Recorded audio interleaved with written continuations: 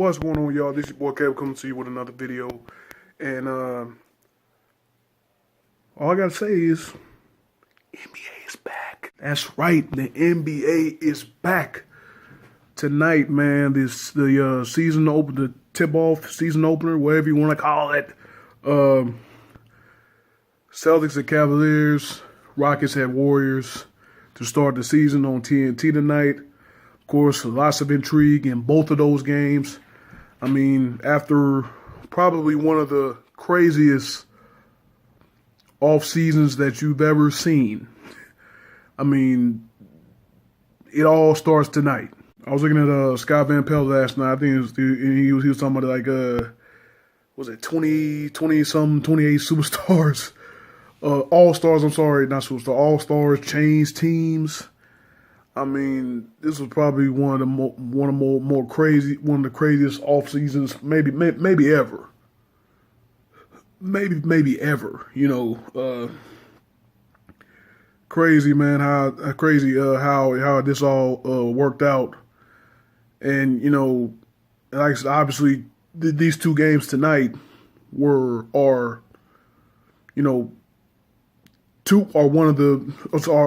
of these games tonight represent how hectic and crazy this offseason was. So we'll obviously start with the opening game. The Boston Celtics traveling to Cleveland to play the Cleveland Cavaliers,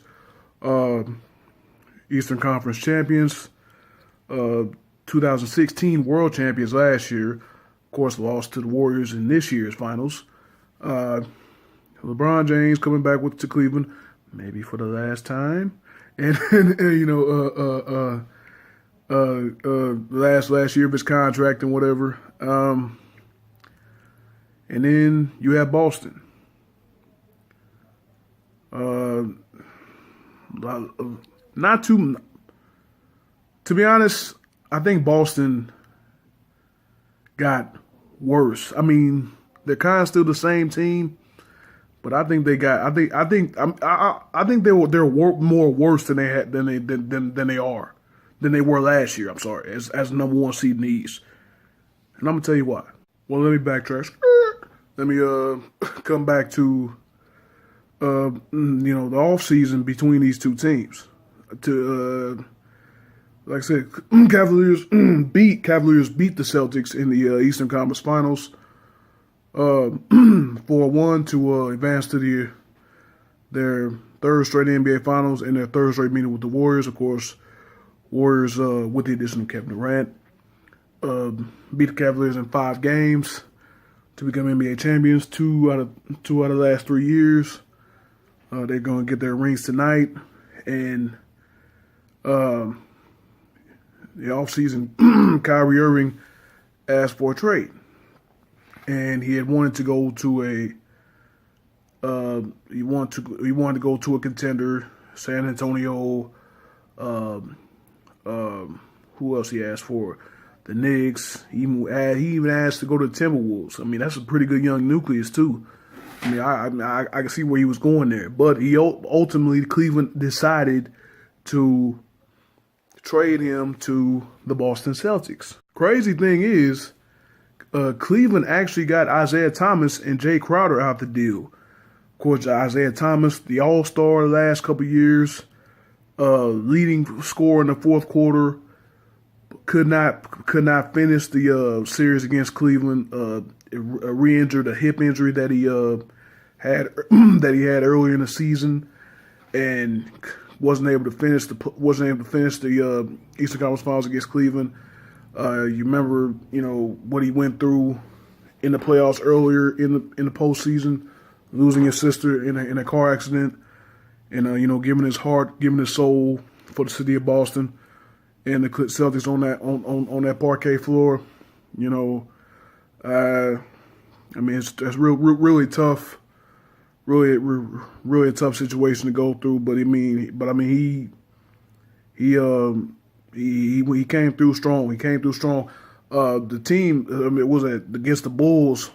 Was that first round or second round? Or I forget which round it was, but they actually lost both games at home. Rajon Rondo, former Celtic, put on a show in Boston. But then he went down. When he went down with injury, was it in practice? I think dislocated his thumb, broke his thumb or something, and he was out the rest of the playoffs. And Boston goes on to win 4 straight, 3 in Chicago to win the series. But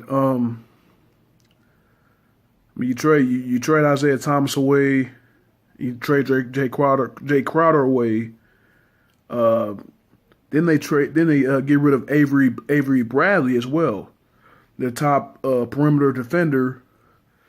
Obviously, they made that move to free up. They made those moves. I'm sorry, to free up cap space to bring in Gordon Hayward from the Utah Jazz, who signed as a free agent there. Obviously, his connection with Brad Stevens, the head coach, from when they were back at Butler. Stevens coached at Butler. Hayward was there. They went to the national championship game. Almost beat Duke on Hayward's half court prayer that went off the backboard and off the front of the rim. Ooh, man! I still remember that game like it was yesterday. But I guess they made the moves to get Avery Bradley away and free up cap space to bring in Kyrie Irving as well. So they have a pretty solid squad, but as far as defensively, I mean, they're kind of lacking. Losing Crowder and losing losing Crowder, losing Bradley. You're gonna say Thomas really never bought too much defensively, but losing Crowder, losing Bradley, that's gonna be big. They do have Jaylen Brown.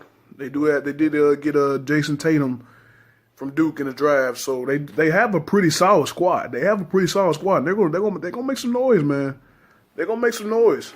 I mean, I just don't. Well, let me get to that later. But yeah, Cleveland and Boston trading Kyrie Irving for Isaiah Thomas was the first time. They say it was the first time in NBA history that 2 players that averaged 25 points a game were traded for each other. So I mean, and then again with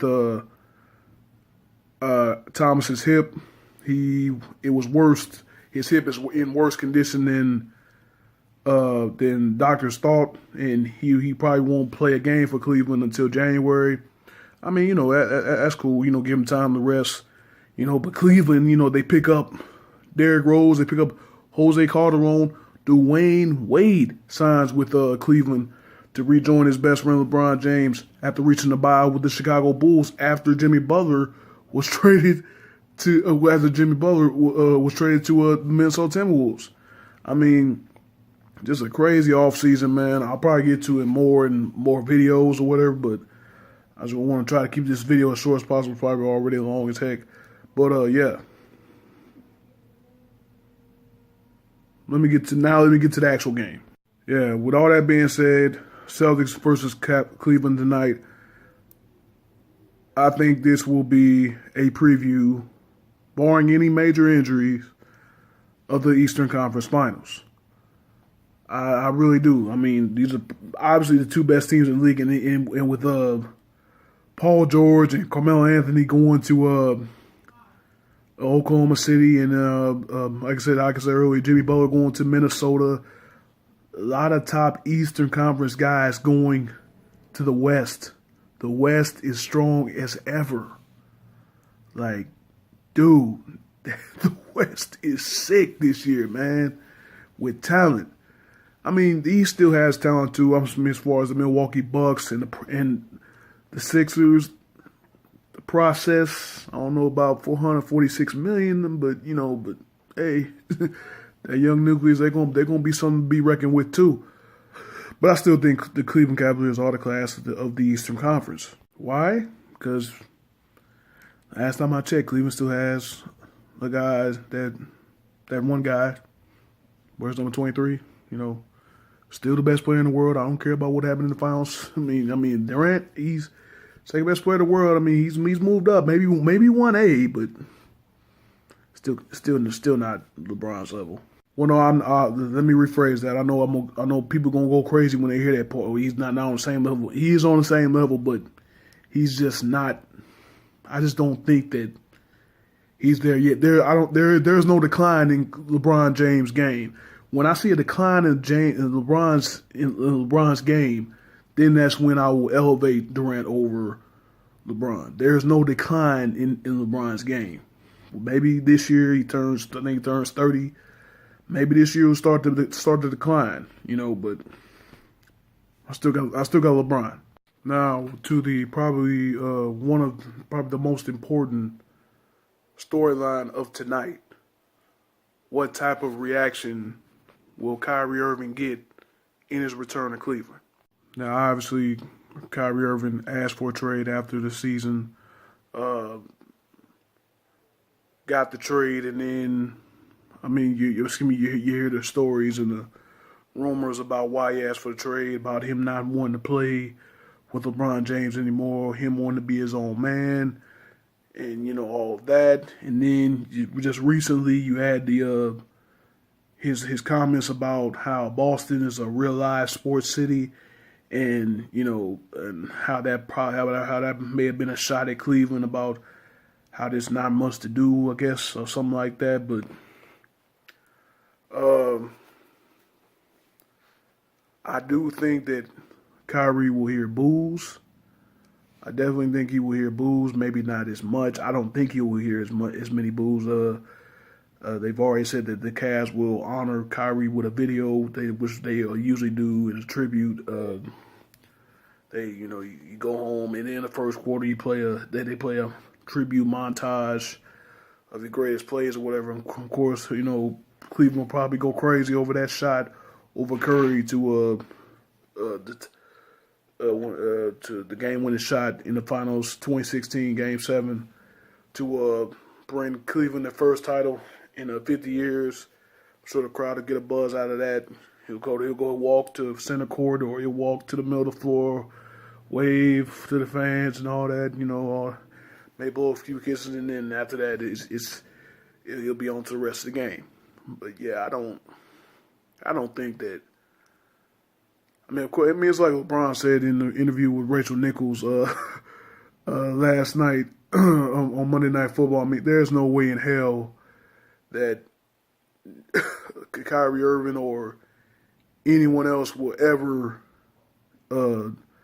be subject to the the utter evilness of a fan base than LeBron was when his first game back when he first went back to Cleveland when he joined the Miami Heat. Even Kevin Durant didn't get it that bad in Oklahoma City when he went back last year. So it's just like you said. Nah, there's no way in the world that Kyrie will get that much of it. He won't even get half of that. So, like I said, Kyrie did a lot for the Cleveland Cavaliers organization. And whatever reason he left, it's over now. He's in Boston. He's his own man. Whether he wanted to leave because he didn't want to play with LeBron anymore, he was tired of playing second fiddle. Whether he wanted to leave because he felt LeBron was going to leave after this year, and he didn't want to be left alone with that squad. Whatever you want to say, it's over now. But yeah, man, I will be tuned in tonight. In the Eastern Conference, like I said, I got Celtics and Cavs in the Eastern Conference Finals. I have the Cavs winning the Eastern Conference again, 4-2 over the Celtics. And I'm going to quickly talk about the Western Conference. Well, I don't know. Western Conference got a lot of storylines this year, though, so it probably won't be quick. It's going to be a long-ass video. So, game number 2 in the TNT opening doubleheader. The Houston Rockets will travel to face the Golden State Warriors. Obviously, the big news as far as this game goes in the offseason was the addition of Chris Paul from the for the Rockets from the Los Angeles Clippers. The Rockets gave up a lot, man. They gave up Patrick Beverley. They gave up Lou Williams. They gave up Sam Decker. They was all in, and they bringing Chris Paul in, and they got him. Chris Paul is teamed up with James Harden. Both of them. James Harden has said it, in the interviews that he likes the addition of Chris Paul. He thinks Chris Paul will take some of the pressure off of him that he felt that James Harden has felt. Remember James Harden he's normally a two guard, but he's in certain moments especially last year all through last year he was basically took over as the point guard. MVP candidate, averaging 28 points a game, one of the best players in the league, But same for Chris Paul, maybe not as many points, but assists. In Los Angeles, playing with the Clippers, playing with Blake Griffin, DeAndre Jordan, Lob City, 10 plus assists a game, doing his thing. So it's gonna be interesting to see that dynamic work out. Two guys that really demand the ball as far as their game. But Chris Paul more of a passer, so I think he'll open up the game for James Harden a little bit. Harden can try to work without the ball, maybe get open, and then once he gets open, then he gets the ball, and he's one of the best in the league at scoring. So that's going to be a dynamic duo. I mean, they already got that. They already are starting to develop. They've already started developing a chemistry, playing together in the Drew League out in L.A. or California, wherever it is. The pickup games and stuff. They were playing together on the same team, so they've already developed the chemistries, and they just gotta try to keep working with that. But yeah, Houston's gonna be interesting. They didn't get Carmelo Anthony. I mean, he ended up in Oklahoma City. That was the guy that Houston was going after a lot. I mean, well, Melo was getting sought after by a lot of teams, but Oklahoma City's where he ended up. I mean, probably one of the last places you would think, but Houston was going hard after Melo. Like I said, a lot of teams were. Chris Paul definitely would have liked to play with Carmelo, as memes will tell you. But yeah, Houston should still be a top contender in the West. On to the defending champion Golden State Warriors. They had a lot of free agents in the offseason. Of course, the big news for the Warriors locking up Steph Curry to was that a 5-year, $201 million contract, which was the highest, the biggest contract ever in NBA history until James Harden, until Russell Westbrook. But yeah, Steph Curry definitely deserves his money. 2-time MVP, 2-time champion now. What he did for the franchise. What he's done for the franchise, being drafted there, was it 2008 or something, after that magical tournament run with Davidson, as he led them to the Elite Eight. And then, him and Klay Thompson, Draymond Green, guys being drafted into there. They built it up. They built that team up. They built the foundation from scratch. And then, Steve Kerr comes in, and then they add Durant. And then they become a champion in Steve Kerr's first season. And then you add Durant, Kevin Durant, second best player in the world, like I said, like maybe 1A with LeBron James. And, that team is even better. 65-17 last year. They sweep. No, I'm sorry. They're one loss. They sweep through the Western Conference, and then they suffered the one loss against Cleveland in the NBA Finals, 16-1. Durant wins Finals MVP. Like I said, Steph, everyone knows the what he meant to that, what he's meant to that team, as far as bringing Durant in and kind of taking a spotlight off of himself for the team, and they're the overwhelming favorite to repeat as champion. Like I said, they re-signed Curry, they re-signed Iguodala, They re-signed Durant. They re-signed Livingston. They re-signed West. They re-signed everyone but Ian Clark. Ian Clark, I forgot who he signed with. I think he signed with the Pelicans or he signed with the. I forgot who he signed with, but Ian Clark was probably was the only free agent that the Warriors did not re-sign. But the Warriors added more shooting. They bought in Nick Young from the Lakers, Swaggy P. Oh man, Swaggy P with that team. Whew, I mean, not only the 3-point shooting, but the personality with those guys.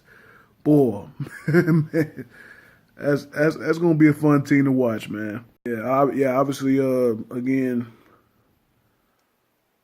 Oklahoma City is gonna be a threat, and they're gonna be a huge threat. You know, especially after the addition of Carmelo Anthony. Then of course you still have the Spurs. You still have the Spurs, who were up 23 points against the Warriors in Game 1 of the Western Conference Finals until Zaza slipped under Kawhi Leonard's ankle, and then Kawhi was down, could not come back, and then the Warriors came back to win the game and ultimately sweeping the Spurs. I mean, you wonder we wonder how much fuel you wonder how much that's fueling the Spurs and Leonard this year, and then Greg Popovich to see what they're gonna do. You know, again, you have the Timberwolves with a young nucleus, Butler going back to play with Thibodeau, Cat, Karl Anthony Towns, Andrew Wiggins, who got a supermax deal. You know, that's a young nucleus, man. It's gonna be interesting, man. It's really gonna be interesting. This NBA season really gonna be interesting. Obviously, I have the Warriors in the Western Conference Finals. I have Oklahoma City also in the Western Conference Finals. I think Mr. Triple Double, Russell Westbrook, Mr. MVP, Russell Westbrook, Paul George, Carmelo Anthony. I think they'll find a way to get it done. To be honest, Oklahoma City matches up real well with Golden State. I mean, offensively anyway, you know. And then I think you have Roberson. You have Robinson, not Roberson. And then you have George. And then you have Adams. And then Russell Westbrook. He can defend as well, you know, when he wants. But man, I think that's gonna be a compelling Western Conference Finals. That's my pick for the Western Conference Finals. Warriors versus the Thunder. And I do have the Warriors winning in 7. Yeah, I think the Oklahoma City can force 7 games against the Warriors. I mean, all their matchups are going to be interesting this year. Oh man, it's going to be nuts. The whole Western Conference. This is one of my bold predictions for this year. I think the Western Conference playoffs, every series is going to last at least 6 games. I think that's how good the Western Conference is. That's how deep the Western Conference is, man. I think it's going to be a 6-game series in every series. All 4 series, the 4 series to open up the 2 semifinal series and the conference final series. All of them is going to be at least 6 games. I think that's how deep the West is. That's just a bold prediction. Another bold prediction coming out the Eastern Conference. I'm trusting the process, man. I'm trusting the process.